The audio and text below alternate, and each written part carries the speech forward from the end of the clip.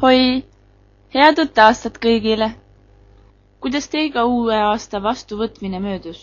Olen natuke hajameelne ja unesegane veel, sest oli neile liiga kaua üleval. Raamatukogus tõi ema mulle ühe raamatu, mida ma ei saanudki enne kinni panna, kui ka viimane lehekülg loetud sai. Ning minu unenägudesse ilusast kaunemaid värve tõi. Hommikul, kui ema minu tuppa tuli ja minu teost teadlikuks sai, manitses ta mind. Kas sa siis ei tea, et väsinud peaga ei tohi lugeda, sest nii võivad silmad haigeks jääda? Ullakene luba mulle vaid, et kui ka järgmine raamat paelub, siis siiski enne uneaja saabumist paned selle järgmist päeva ootama.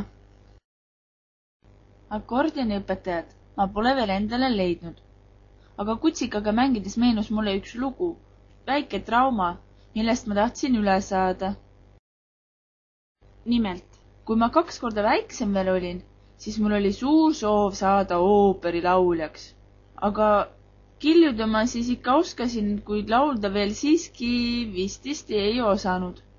Ja kui ma nõnda isa kõrva ääres patseerisin kogu aeg, siis papa vihastas ja ütles, et õppigu ma ikka laulma. Mina siis solvusin ja valasin peatäie pisaraid laua all, kus oli mu väike peidupaik. Kuigi ma enam lauljaks saada ei taha, meeldib mulle ikkagi lõõritada ning harjutamine teeb meistriks.